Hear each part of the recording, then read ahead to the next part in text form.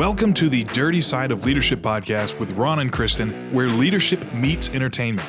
This podcast features stories with names and certain aspects that have been changed to keep submissions private. Enjoy the show. Welcome to the Dirty Side of Leadership podcast. I'm your co-host, Kristen Sock, and I'm sitting here with co-host Ron Ward. Ron, can you believe it is week 6? I know. Oh my gosh, I'm having so much fun. Hey, Kristen, I got to tell you a quick story. It's about a previous episode. So I'm sitting, I think it was yesterday, and there's a friend of mine, Scott Burke. We traveled, we taught defensive tactics around the country, had loads of fun. So anyway, he and his wife are driving to Pittsburgh. His wife, Susie, that I went to college with, they're driving to Pittsburgh, and the part came on when I said someone stole the Edge weapon program that I developed. They claimed they developed it. She looks at him and she goes, "Did you steal Ron's Edge weapon program?" He goes, "No." So anyway, they're arguing, and he calls me, and he said, "Tell Susie I didn't." I was on speaker. He said, "Tell Susie I didn't steal your Edge weapon program." So people are listening, Kristen. Oh my goodness, that is hysterical.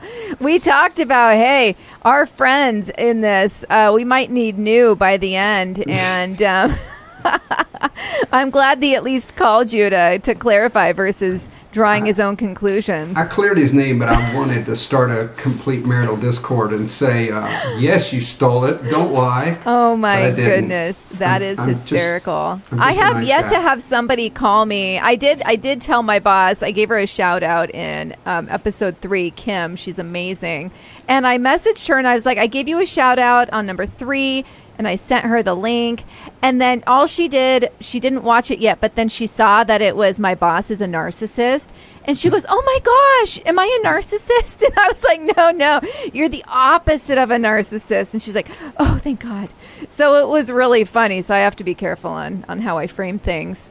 That's funny. Yeah, now that people know what we're doing. Well, one of the filthiest aspects of the workplace is harassment and bullying, more formally known as a hostile workplace environment. And today we are addressing this dark topic because it is incredibly common. And unlike an annoying coworker, it often leads to long-lasting psychological effects like anxiety, depression, low self-esteem, and even suicidal thoughts.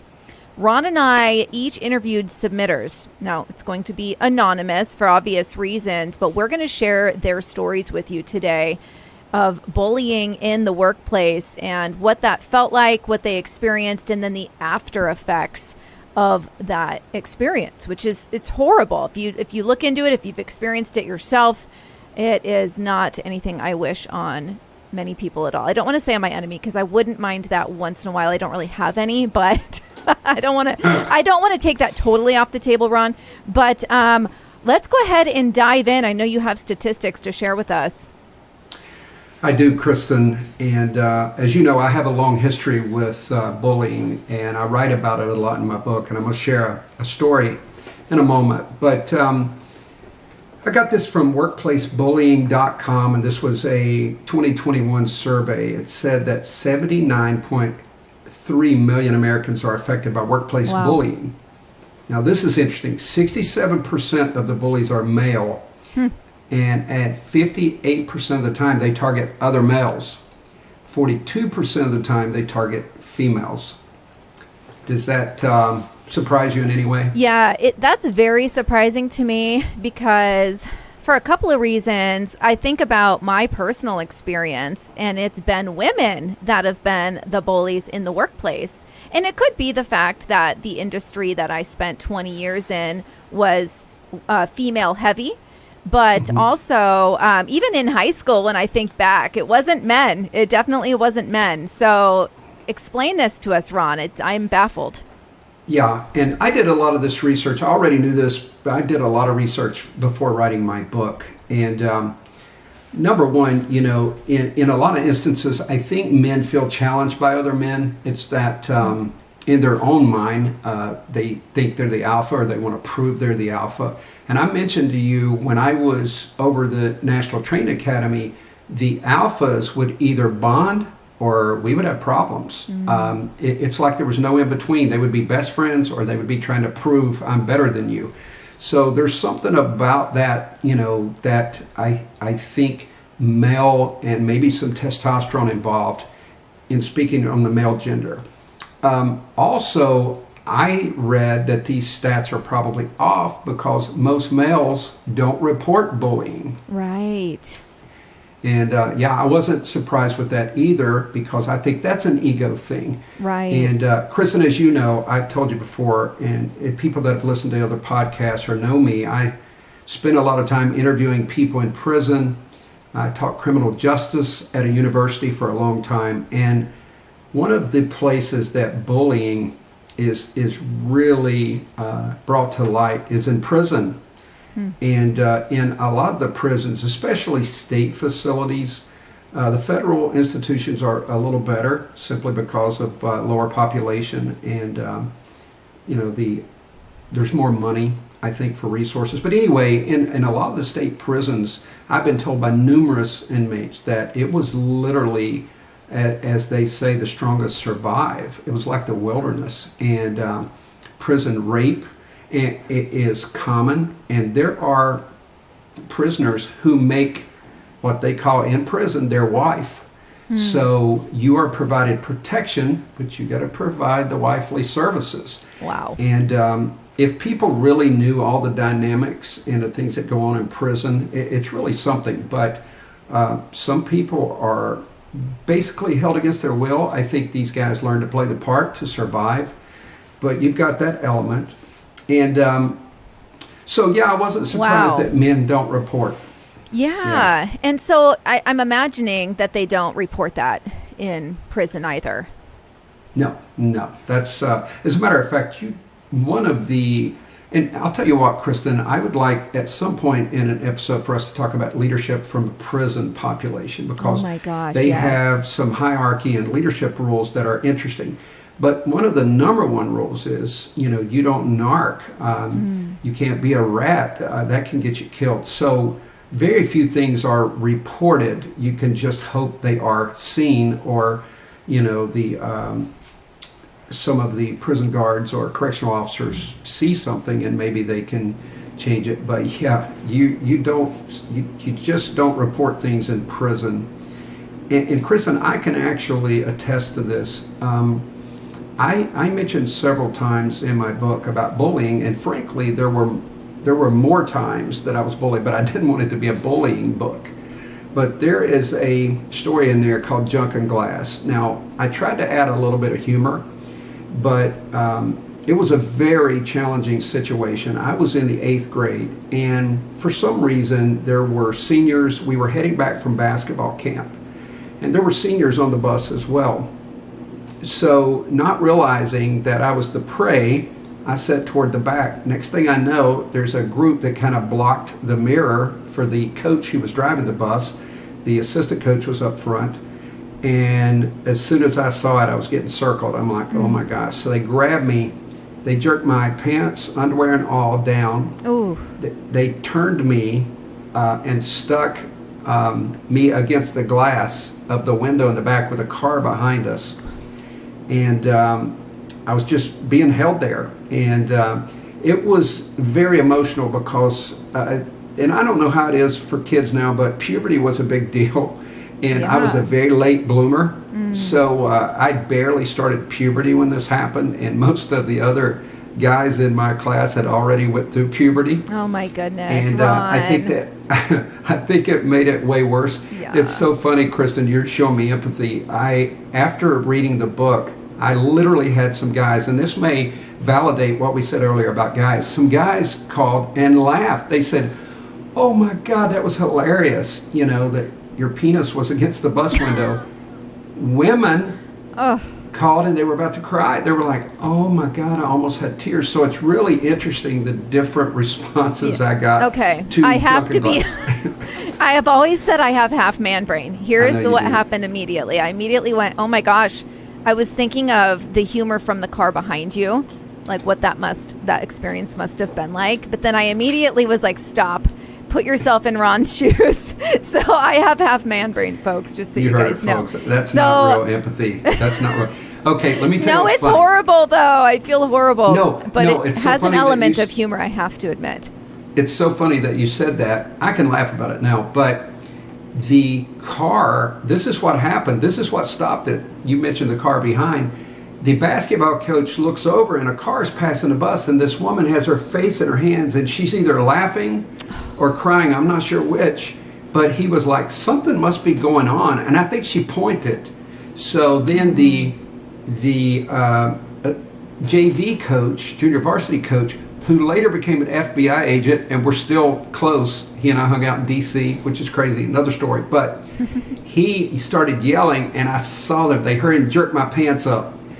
And of course, I told no one. And even when I was getting bullied in school, I didn't tell my parents. And my mother finally found this. She realized this bruise was on my arm for like 2 months. And these guys would walk me to the bus and punch my arm. Like every day, four of them. So, yeah, I'm going to cry, folks. I'll be right back. Oh, man. I'm kidding. But it was bad, Kristen. I went through, this was growing up in the rural coal fields of Virginia. Yeah. And you just left in the morning and hoped you made it back in time for lunch or dinner. And that's how I grew up. So that was a difficult situation. And I'm going to tell you in a minute how it affected my leadership, or before we end. We always say we're solution-minded.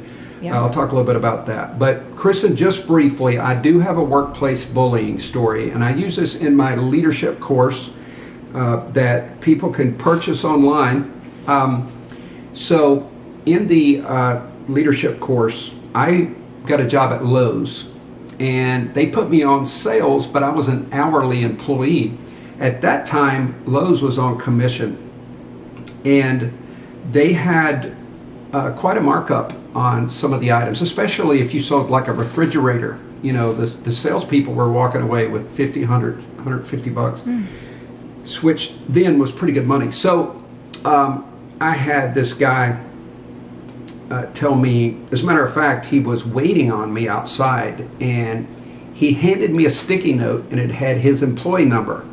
And he said, from now on, when you sell an item, anything over $100, you use my employee number. Oof. And he was smoking a cigarette. I'll never forget it. I was 19. He was probably 31, 32. And I mean, he was staring at me like, you know, if you don't do this, I'm going to beat the crap out of you. So I remember that pressure. I didn't say anything, I don't think, to him. But I remember it was either the next day or the day after, someone came in and bought like a full range, you know, like a gas stove or something. It was a pretty significant sale. And I remember I was walking up with them, everything's great, and I glance over, and there he is. And he walks up and stands where I can see him, folds his arms, and he's staring at me. And I remember that pressure, Kristen. I was like, okay, I can take the easy road here and type in his number. And or I can type in my number, but he's probably going to beat the crap out of me at some point. So I do remember that moment. What'd you do? Kristen, I typed in his number, of course. I'm kidding. No, I sat there under pressure. I typed in my number. Good for you. And something rose up on the inside of me. I was taking my first martial arts class, and something rose up in me. I don't know what it was, but I thought, I'm not going to let this prick, intimidate me. And something happened, and I literally just stared back, and I thought, I'm either going to... He didn't know I'd already gotten beaten up half my life, so one more wasn't going to hurt. And so I just began to walk with my shoulders back and stared at him as well. And he never said anything else. Beautiful. And I only worked for that summer, then I went to college. You did the right thing, and that is so difficult for many to do. But bullies, when they see you stand up to them with confidence, even though you might be terrified inside, when you stand up and you look them in the eye and you have your shoulders back and you do what's right, despite their intimidations, they move on to their next victim, generally speaking. No, they do. And it's still, even though they're adults, it's still the playground theory. You stand up to the bully and they're going to move on. And the other thing is, I think sometimes we don't realize that worst case scenario, I thought, he punches me in the face. Like, that's worst case scenario. And I think if people would understand, you'll survive, and don't be a victim. And we'll talk a little bit more about some of the Right, characteristics I think that causes people to get bullied. Some people almost expect to be bullied, and a bully can pick up on that. Right. So, absolutely. Well, yeah. I'll share a short story that I have that it reminded me of. And this is when I was brand new to banking. I believe I was 23 at the time. And I had a manager, female, with a large personality, very intimidating. And at that time, I've mentioned in prior podcasts episodes that it took me a little while to find my voice, a few years in the industry. And she would stand anytime we got our employee satisfaction surveys. We had to take those, and it was like a phone prompt system where you rate 1 through 5 in various categories. She would stand right there. She would be like, okay. And we would be called back one by one to come take our survey. That was supposed to be a completely anonymous situation where we would dial in on our own accord and answer honestly, knowing that no one is right there watching us. But she would do this intimidation factor where she would call us back to take it. And then she would walk us through the questions that she knew were going to be prompted. And then she would coerce us towards answering in ways where it would make her look good as a leader, right? Because it rolls right back up to the manager and the branch. And so it's wild, because then the next year when that happened, I beat her to it, and I had the same manager for 4 years. I beat her to it, and she wasn't able to do that. But that's wild when they just stand and watch you, and I'm sure that happens pretty frequently. And that's certainly a form of bullying, for sure. Yes, absolutely. Yeah, no, that's interesting, Ron. And your story, I really appreciate you sharing that. And I know you have a dirty lesson in your book that I'd like to, tie this conversation back to right now. Can you share that with us? Yeah. And for those of you, I know that everyone listening hasn't read my book. What I did throughout was tell stories, and I would tie a lesson that I learned later in life. I tried to turn it into a business lesson, if possible, or maybe just a life lesson. So this is dirty lesson number 8. Stand up to bullies in your organization. There will always be those who don't play well with others, and they must be dealt with. Now, my book is for aspiring and new managers. So as I began to coach leaders, bullying is something that managers have a very challenging time to deal with. And Kristen, one of the problems is that it's difficult because here's an example someone told me. They had a training person who was helping them with the onboarding process. So what they would do is they had no patience. They expected them to learn overnight. So when they wouldn't catch on, they would walk away and yell to someone across the room, I don't think she's ever going to catch on. Wow. Oh my God, I had to show her that again, yelling across the room. So, and a lot of times I had several like short stories like that. They would report it to HR and nothing would happen. And I think somewhere there's a disconnect between someone getting bullied and upper management and HR. Yes. Because I had 3 different people contact us through the Facebook group, and they dealt with bullying and had reported it ultimately to HR and literally regretted it. Like it even got worse in some regards. Well, that is very timely, because I would love to share our first submitter story. And that plays right into the experience that this person had. I mean, it's horrible. I was reading through it today, and I had a chance to speak with them in person. And I really felt the pain on this one. So, Ron, I'm going to dive into this, and I'm just going to read it as they submitted it here. I worked for a large, well-known company for many years, won awards, and achieved many accomplishments, which regularly led to promotions. One day, I overheard disturbing comments being made by one of the head leaders about another leader, and these comments were made directly to my team. I made the decision to engage HR because it had a bullying vibe. I told HR what I had heard, but left out who said it because I felt that this would lead to retaliation. After being assured by HR that it would be kept confidential, I met with them and provided details as requested. It was the biggest mistake I ever made in my career.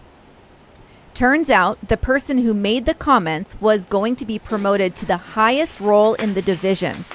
It only took one day to find out that HR had gone directly to this person and told them. I instantly began to feel the intimidation from this person and all who worked around her. See that one? HR told me it was in the company's best interest to inform the bully what had been said about them and who said it. In the following weeks and months, leadership got rid of my assistant, who played a large role and held many responsibilities, and made me do all of it myself, which was never the case in a role such as mine. And all of the other leaders in a role such as mine had 2 assistants. I was by myself. I had to work harder, longer hours, and worked on weekends to stay caught up. In group meetings, when I would usually be an active participant, I was now looked over and looked at with disdain from the group. I carried on because I knew I had my own career timeline in my head and felt that I could persevere. But when I was finally told by my immediate boss that off the record I was being blackballed and they wanted me to quit, I began taking notes and documenting. I became depressed and felt completely alone. I was making good money and had relocated my life for this job, leaving my 2 young adult children behind. I had let the job define who I was over the years. By the time I went to consult with an employment attorney, I was told that I had started documenting way too late and that my company was one of the worst in getting away with these behaviors because of their many attorneys they had at hand. I finally walked into HR and told them that was my last day and let them know I had been documenting for harassment and retaliation and had gone to an attorney and was expecting a settlement. They tried to get me to transfer to another area, which was much less money and would get them out of any settlement. They called in everyone I worked with and asked if I had been harassed. Of course, they all said no, including the ones who had come to me privately to say that they were so sorry to see what was happening to me. Finally, after telling them I had planned to make my retaliation claim public, they agreed on a settlement. Of course, I had to sign an NDA. I walked out of there not knowing what I was going to do, but knowing I would never allow bullying, retaliation, or intimidation happen to me again. I learned the hard way that HR is only there for the employer and not the employee, and that documenting may seem overwhelming at the moment, but it is essential. The hard lessons I learned made me a stronger person today, and I have been able to use this along the way. Wow. I know. I almost teared up there in the middle of, I don't know if you caught that, but to feel, I can't even, this was over the span of 5 years, just so everyone knows. So, yeah, that's I got pretty left a painful. little speechless because unlike you, I felt, even though I healed up from the bullying, it still makes me, like I have a visceral effect when I'm hearing stories like that. Mm-hmm. And it definitely makes me angry. Kristen, let's throw a little more stats out. This was also, all the data didn't exactly match because it depends on who people are speaking with, but this was Top Resume did a study. It said 96% of professionals have felt bullied at work, with 71% feeling bullied by a boss and 25% dealing with toxic coworkers. And there was name calling. These are just some examples. They use name calling, inappropriate comments about one's personal life, and just intimidation, condescension, making people feel they shouldn't be there, or even encouraging people to take a different career. So I found that to be very interesting, which aligns with a story. We had a submission, and I too was able to interview this person today, and I'm not going to cover everything, and I will be honest with you, a lot of this would have been great for quiet firing, because when we got into this, I started thinking, I'm sorry, but I think they're making plans to terminate you.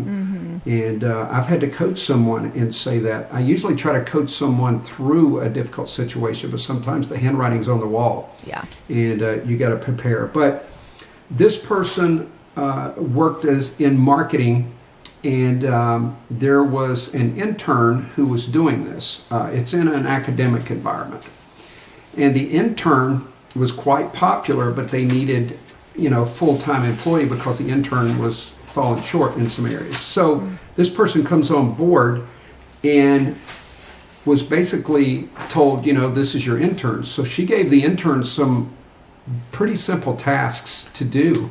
The intern reported her that he didn't think he should have to do that. So that started, and that's when she realized there was a financial person and a general manager that really liked this intern. And she believed they were waiting on this intern to further his education and then give the position to him. So she starts the new position with no office. Everyone had an office on the team except her. So she's doing marketing by walking around. She said she worked in her car. She worked in little spare areas she could find, a conference room, wherever. So she had mentioned multiple times, I really need an office. 6 months later, they move her into this basement. And Lovely. she started feeling sick and got laryngitis. She ordered a test kit. She had already told them she thought there was mold. They did nothing. She ordered a home test kit. There was mold.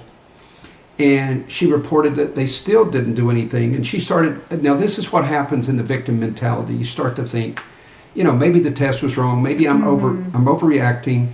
This is my fault.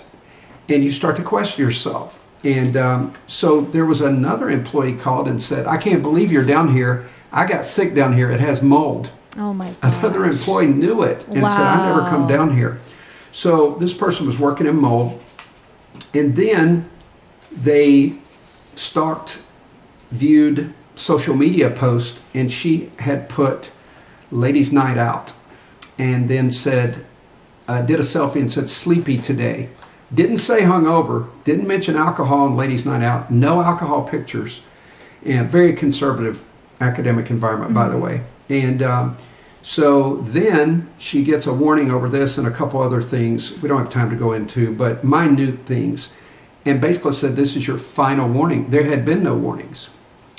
And then, on top of all of that, her pay got docked because she was accused of taking lunch when she didn't, because she had lost her intern. She's overworked. She had no time to take a lunch, but yet the pay got docked. She went to HR, and basically that was a mistake. She did get reimbursed, but the GM still hasn't spoken to her about the whole incident. And she said there were so many more things, but there's zero communication. She didn't understand why she was, put in a basement. She didn't understand why she wasn't given an office. None of this made sense until she realized through conversations that she thinks they were just needing someone for a year, basically. Right. So then I left off one other important detail. They said in the summer months, we may not have enough marketing, so you'll probably have to work the cafeteria. Now, this is a person with a degree who's hired to do marketing, who's going to be, making sandwiches and serving in a cafeteria. So that's when I said, okay, time out.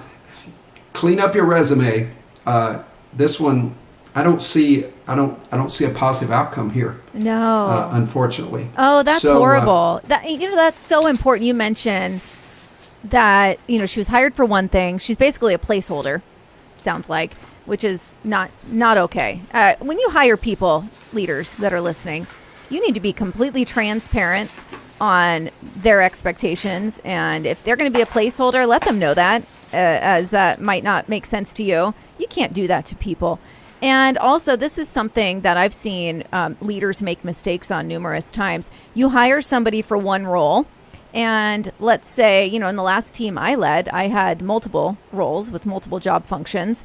If you hire somebody for one role, you can't just plug and play them, into any role that may be on your team.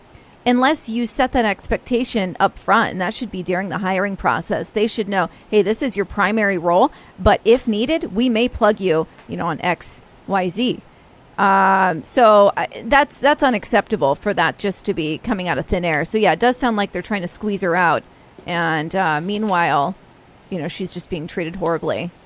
Kristen, Unacceptable. I certainly told her to document. I gave some other advice, but based on everything, and again, I didn't go into all the intricate details, but based on everything that I heard, I think if she can find a good job, that may be the best. That may be the best course of action here. Yeah, so, and this one sounds like I don't know. I didn't personally interview this person. It sounds like it might be somewhat of an entry level where you could pretty easily go elsewhere and get a job of this function, making similar wages. Is that true? That part was confusing for me as well, because I thought the same thing you did. But then she said she's considered part of the management team. Oh, okay. But isn't privy to a lot of the management meetings, isn't privy to a lot of the management emails and resources. So it's really odd. But this goes back to, oh my God, when I do training, I hit communication. I know you do as well. Communication. Yeah. And we had another story, Kristen, but I'm not going to go into details, but it's the same thing. As someone started a job, they promised they would be in a particular area, and then out of the blue, a more tenured employee said, no, I want that area. So they just literally walked in and said, no, you'll be working here, and that's not the job they applied for. So in some instances, again, we took on the Gen Z and younger issue somewhat last time. We're going to talk a lot more about generations in this podcast. But I do think, I've been approached by a major organization to develop an employee retention program. And of course, one of the primary ways to keep people is to treat them right. To be honest with your expectations, have onboarding, give them earmarks, give them things to look forward to. Of course, money's a part of it, but it's not everything, because someone else might be paying well also. So it's deeper than just money. And I still get, gosh, I can't believe we're in 2023 and executives and managers still don't know how to treat people. It's amazing. But anyway. Yeah, I'd say, just thinking about it, I'd almost say we're sliding backwards. When you were talking about the person you sat down with today, and you were talking about their leader and what's happening to them, I'm thinking they work for a narcissist. I can't help but go back to previous episodes where we really dove into this, and a lot of those traits seem to be coming out, and she's experiencing that firsthand. It's so interesting, Kristen. I feel like I have narcissist on the brain now after you and I talked about it so much. We read so much, but I was thinking the same thing. And here's the other part of this. There is a person who does part of the bullying that is the subordinate to the general manager. And anytime narcissists always have the brown nosers, right? They have those people who do whatever they say, and they help inflate their ego and all that. So that's that person's role. So it fell perfectly in line with the typical bully, and I think that's what this person is experiencing for sure. Yeah. So, and there's so many, just like anything, the bullying experience is a spectrum. And it can be on the mild end, or it can be severe. I mean, people have committed suicide because of workplace bullying. And, just something very, very small that I personally experienced was when I became a lead teller at a new location. And clearly they had not been, I was a good salesperson. And clearly they had not been selling to their clients, because I found a lot of needs. As I helped people throughout the day, I was able to assist them with many products that just had never been offered to them. So I had gotten like 12 referrals in one day, which is a big number, but that was just, I was pretty good, I must say. Well, someone who had been there a while said, "Kristen, you're making us look bad." And I kind of like, because I thought it was so off the wall for me. I was like, oh, okay. I thought it was like some weird compliment, right? So I kind of laughed it off. She goes, "No, I'm serious. Your sales numbers are making the rest of the team look bad. Knock it off." And I just kind of smiled and walked away. And I did not. Do you think I went and stopped selling, and stopped hitting my goals just to appease her? No, but I wasn't bold enough to say, I didn't address it verbally head on, but my behaviors basically told her that I was not, what she said had zero weight with me because I just kept doing what I do. But that's on the low end, right? And there are people out there that probably would have started dumbing themselves down just to fit in better. Yeah. Wow. What are your thoughts on that? Well, I'm certainly glad that you did not allow that to intimidate you. And you've made a statement over the course of a few podcasts, and I look like the tough guy here. I got a toughness when it came to fighting. I bought boxing gloves in the 7th grade and boxed every single day with a neighbor who beat me up just so I could hold my own. And I ended up having a boxing match with a guy, and I won decisively, and the days of bullying me were over. But I will tell you, Kristen, because I grew up in a very rural area and I was not very cultured, I was intimidated by people who were educated, which is interesting. If someone went to an Ivy League school and I'm the manager, when I first started, I remember feeling very intimidated by that. It was not a physical thing, it was a psychological thing, and it was my own insecurity, my feeling that, wait a minute, they grew up in a city. They probably had restaurants, things I'd never seen. Yeah. I remember I was 11 years old the first time I went to McDonald's. Wow. Sometimes a lot of the bullying is it's a psychological breakdown. And I want us to go into giving managers advice and do some motivational things as we go. But one of the things, and I just worked with someone on this and had phenomenal results, is day one as a manager, you ask very short, pointed questions with eye contact. When you ask someone a question, it puts them on the spot that you want to know, how do you do this? Why do you do this? And another thing, this changed the world for me. And this is me doing a free side note here. When I first started out, let's say you worked with me, and I would say, Kristen, can you write an article for this journal on this topic and have it to me about whatever? Well, I started getting excuses, and it was usually, the excuse wouldn't be no, but it would be like, well, I can't, I need another week, that type stuff. I changed that, and I started saying, Kristen, please write an article for da-da-da-da-da, and I need this by Friday. Let me know if you need any additional resource, or if you have questions. I promise you, I bet the responses improved 70%. Yep. It was usually just, yeah, sure, I'll get it done. Direct, assertive communication. Then I started being direct, short, sweet. Now, I'm not saying you're not detailed. You provide people with the information they need to complete a task. You never set someone up for failure. But when I changed my demeanor, I started asking direct questions. I started giving assignments. I would say, please, I would use my pleasantries. But I didn't say, can you do this? You're getting paid to do this. You know how to read and write. So I started realizing it was my approach. It was the way I was phrasing things. Right. So anyway, that also can work with bullying. Eye contact. Stop walking like a victim. Kristen, you're going to love this. One time, this was like in the 70s, there was purse snatching going on in Chicago, my birthplace. And so they put undercover police women on the streets. So they were going to take them down, and they're watching. Well, the purse snatching stopped. So they're like, this is so weird. Somebody's tipped them off.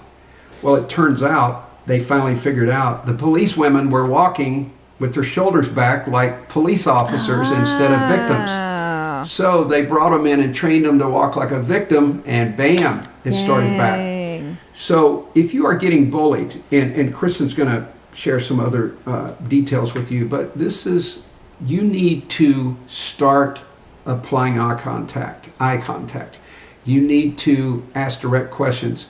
And I'm going to cover this in more detail later, but stop apologizing for everything. Don't say, I'm so sorry to bother you. They're getting paid. They can help you. Yep. So if you take some small measures, and also I can give you some very easy words. I didn't appreciate that. Please don't do that again. With eye contact. Watch what starts to happen, because here's the thing. Bullies do what bullies can do. And if they realize this could jeopardize my job or my stellar reputation, they will back off. And you don't have to do a lot. Sometimes you can do a little. Now, if it's real extreme, call us. We'll coach you. You need to go to HR and some things that Chris will talk about. But you can take these minute steps in your attitude, your eye contact, your body language, and the brief statements. Please don't do that again. Please don't say that to me again. And things will begin to change in most situations. Yes, absolutely. That is great feedback. I listen to a lot of true crime podcasts, and the body language, I really think about that when I'm out shopping. I know I've probably mentioned this before, but when I'm out shopping and I'm going from the store to my car, there's a lot of crime happening out here in parking lots. My natural walk is to walk with, I'm assertive. I'm an assertive walker. I'm not lollygagging through a parking lot. Now, victims are generally the people that are going to lollygag and look like they're not paying attention, probably because they're not. They're just walking. But you think about your body language and what message it sends. Does it say I'm weak? I'm not paying attention. I'm not focused. I'm disheveled, right? So I loved that story. You're right, because it says so much. And you think about, even I'm always thinking about the dating world, right? Even though I've been out of that for quite some time. You think about body language. It's like all these people are meeting online. That's great. But body language for me, it tells a story of its own.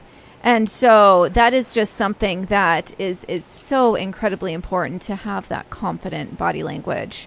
And you can practice it. You really can. You can practice it. Chris and I teach a whole section on body language in my leadership training, and I'm hoping at some point you and I can go through that on the podcast. Yes. I talk about the glabella, just this part. You can tell a whole story with your eyebrows and that little area in between. But another time, another podcast, another time.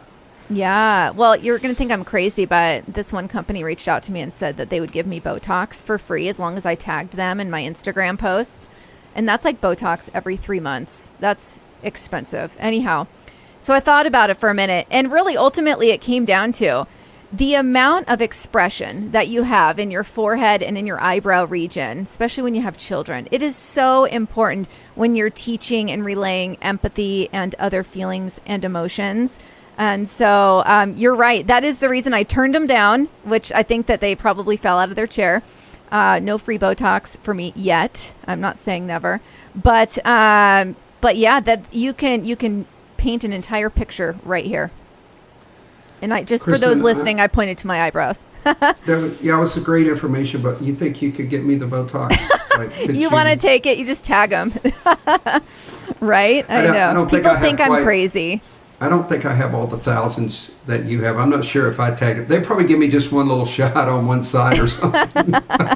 They're like, yeah, we'll give you I don't even know what the CCs are, but I know everyone I tell, they think I'm absolutely batshit crazy for turning it down, because that is a lot of money. But yeah, I'll have one side of my lip done and be like, thank you very much. An Elvis lip. Yeah. Oh my goodness gracious. Well, I wanted to touch back on this, Ron, because I feel like, we've talked about HR. We've referenced them a few ways, and we've referenced them in past episodes as your friend, as a leader, right? Like, they're here for you.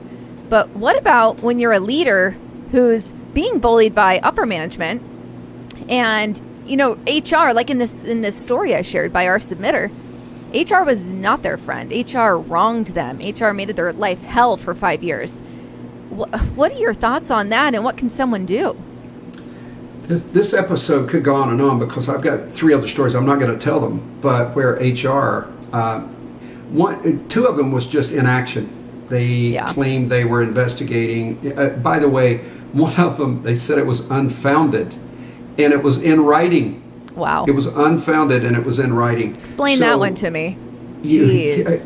Yeah, exactly. Well, it was an email. It was based on interpretation. It was an intimidating email, and it went to HR. HR said, "Oh, no, we don't see this as this person trying to intimidate you." So, you do have to deal with the subjective. Right. There's objective things, but there's subjective. And you definitely have to know your HR department. You have to find out if any action is taken. And that's why, if you remember, I was pretty assertive when I said, if you're a manager, upper manager, HR is there to support you. Because I have also seen situations where managers are being really dominated by HR, and it shouldn't work that way. You have to know your own company, of course. Maybe they have that in the hierarchy, but in the situations that I've seen, a lot of times people are just intimidated by HR, and it shouldn't be that way. But yes, if you're listening and you are being bullied, you definitely want to find out the type of HR history. Like, is there another employee that where HR stepped in and took action? Because you really can stifle your career by going to HR, which is sad, but it's true. Right. So you do have to balance everything out. But Kristen, there is some information that maybe we could discuss, and we'll put a cap on this because, oh my God, I guess you could probably, if people are watching, they could see my passion because I was bullied so much. And I wanted to say before I read these that this is hard to say, but there is a part of me that please don't misinterpret this if you're listening. There is no place for adults to be bullied. But I also am glad I wasn't coddled as a kid, because I became tougher, I became driven. Now, some of it was excessive. I didn't like having my junk in the glass, or I didn't like getting bruised arm for 3 months. That's not what I'm talking about. But I did have to learn to survive, and I had to learn to be tough. And I do not believe, I may be wrong, that I would have gone to the levels I went to in my career had some mild things not happened. And again, I'm not talking about excessive stuff. Right. So there's a great article, Glass Hammer provides ways to cultivate a non-bullying environment. Now, if this is someone that is a decision maker, please consider this. So you got to learn how to deal with bullies, of course, and with some of the things I've already told you, I think it will decrease bullying. But I'm just going to kind of summarize these, but this is their recommendation. These are practical tips on how to minimize this issue. You want to develop a formal code, and it actually defines bullying, educates staff on the negative effects of bullying on personal and group morale, on the organization's survival, raises awareness and responsibility of every group member, and clearly defines penalties for non-compliance.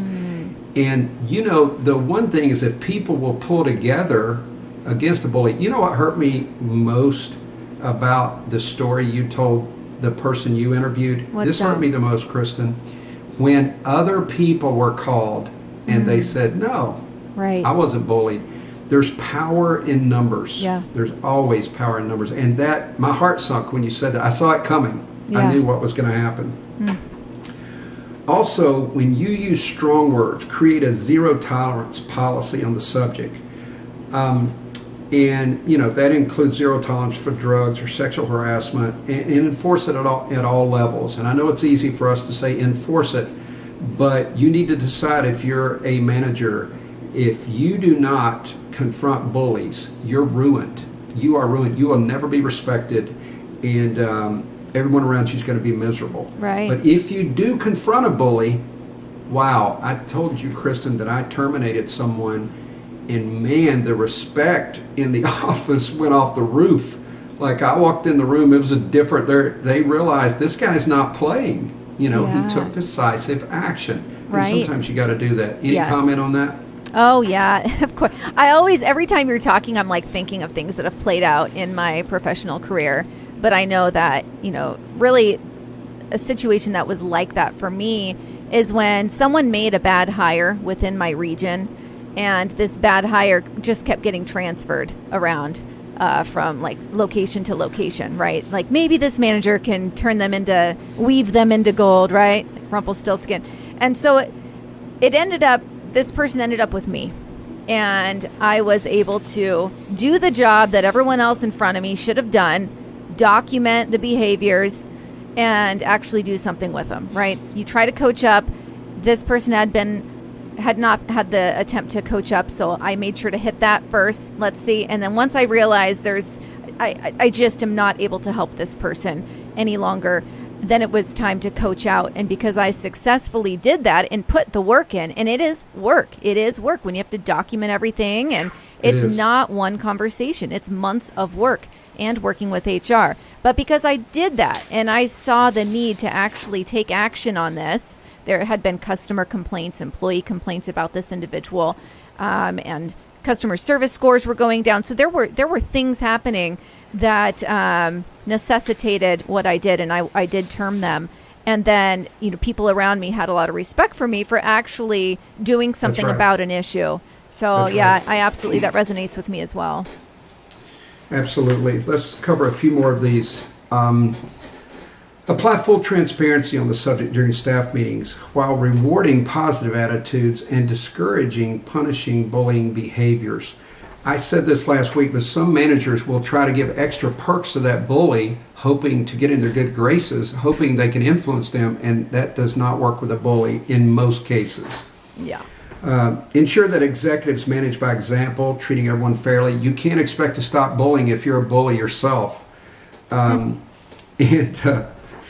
And also by condemning a bullying attitude, like make open statements about bullying. I used to say it in staff meetings. I would bring up bullying and say, just remember, we have zero tolerance.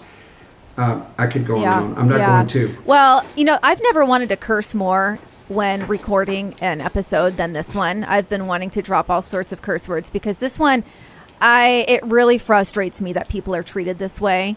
And I didn't treat people this way, and nor did you. And it's really hurtful to see and hear these stories of it playing out. Yeah. And I just, there's really no excuse for it. There's no excuse for it. So I'll stop there. Yeah, I agree. I think of the AC/DC song, "Dirty Deeds Done Dirt Cheap." Right. Call us. I'm yes. kidding. All right. You confront bullies without delay. Use a formal feedback form to report the perpetrator's attitude and outline objectively any behavior that must change. Train your HR staff to help people deal with bullying. Again, you want to train HR to be helpful.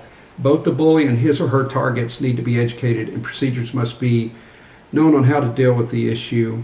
Use happiness at work as a major focus of leadership, and understand the bully personality and how to spot it. I think a lot of bullying, like some managers literally have blinders on. And you can spot a bully if you're attentive and if you understand personality types. And we won't I won't go have a diatribe on that or a master class here, but we will get into that at some point, I'm sure. Wow. I know we've done Kristen. A lot. There are, real quick, I want to touch on something here because I think it's important that people understand. Generally, there are 4 types of bullies, and there's the screamers. I think when the majority of people think of a bully, they think of the screamer, right? The one that's just screaming, and that does exist. Unfortunately, I've had one leader like that, and it was a male. I don't think females are the screamers. I don't know. Am I being sexist by saying that? But do you agree most screamers are male? I don't know. At least that's what, maybe it's the movies that's caused me to feel that way. Yeah, I'm not sure. Maybe so. Yeah. So the screamer generally, they have a hot temper. They put others on eggshells. They have horrible ego issues, and they feel like they have this right to be heard. And the best way to handle them is by not reacting, and look them right in the eye and regulate your breath. Right? Don't have that shallow breathing. Don't look intimidated. You will catch them off guard if you have little to no response to the way that they're acting. Now, the next one is the schemer. This is the one that and when I think of women, again, I'm going to get in trouble for this, but when I think of women, I think of the schemer because this is gossip. This is gossip, water cooler talk, which is basically just gossip.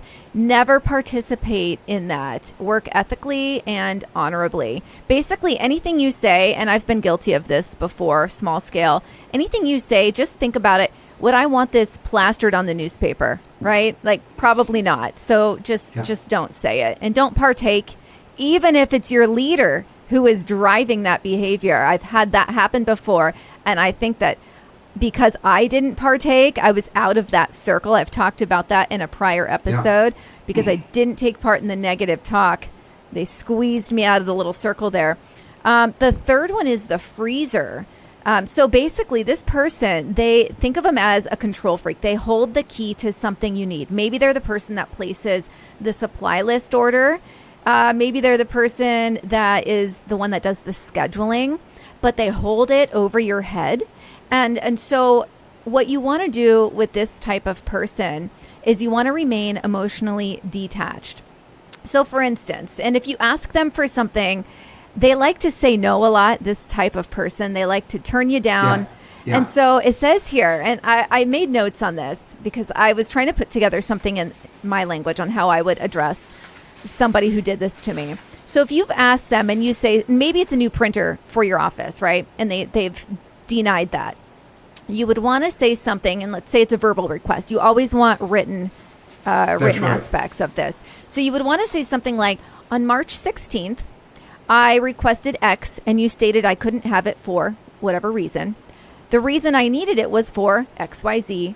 I would like to request that you reconsider. And then you CC their boss, you CC your boss. Now you have a virtual receipt of this interaction. So the next time when something happens and you're not able to get somewhere on time because your printer has failed, you can then say, on this date, I requested one.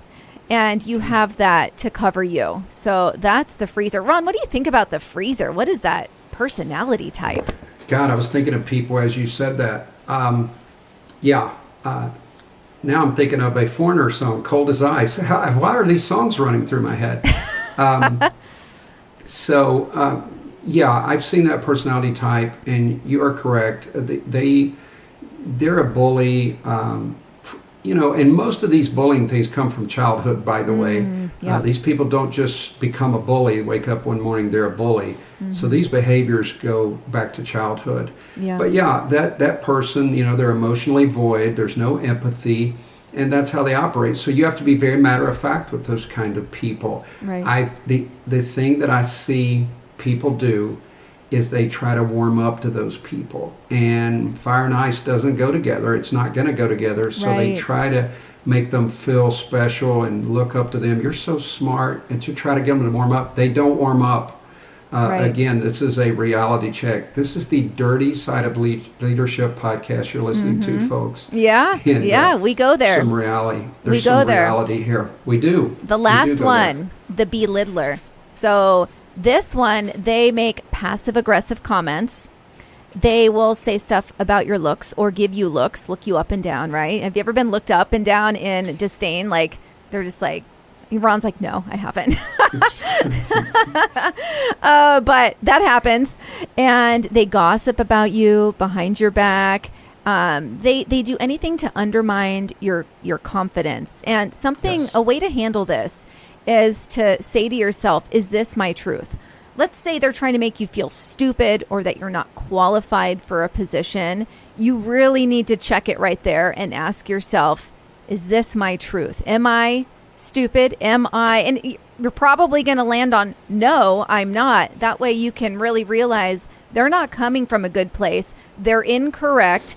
And you can emotionally distance yourself from that. But then you do need to start documenting and taking steps if this is happening regularly. What are your thoughts on the belittler? Yeah, again, that's just such typical bullies, condescending. It's like the one I mentioned when they would yell to the other people, she's not going to ever catch on. Oh my gosh. It's condescending, and it happens frequently. And a lot of the bullies, they do have knowledge, and they use that. They use their knowledge to wield power in a negative way. Right. And it is what it is. The one other thing, Kristen, is people need a support system. It's easy for us to say, send an email or do whatever, but you got to have a support system when you're going through something like this. But just know you're going to get through it. And you may have to take a stand. You may have to cover yourself legally, cover yourself in writing. You want to document things, even video, unless it's specifically prohibited. And you're going to get through it, but do not be carpet. You don't deserve to be carpet. No.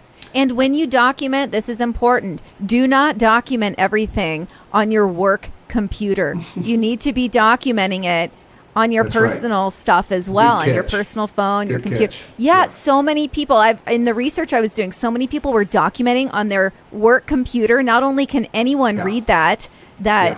submits a ticket to get access, but also, what if you do get let go and your documentation, is gone?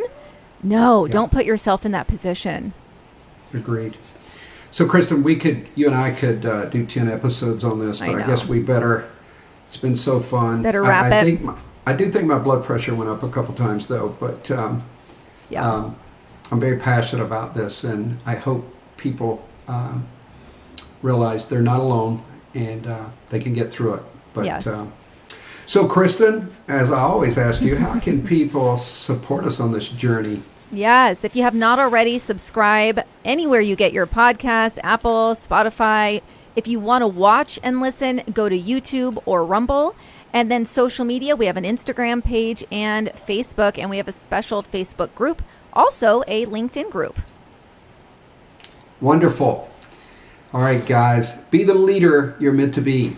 We'll see you next week. The Dirty Side of Leadership podcast is brought to you by Forward Operations. If you'd like to book Ron or Kristen for speaking events, training, or executive coaching, visit forwardoperations.com. Be the leader you're meant to be.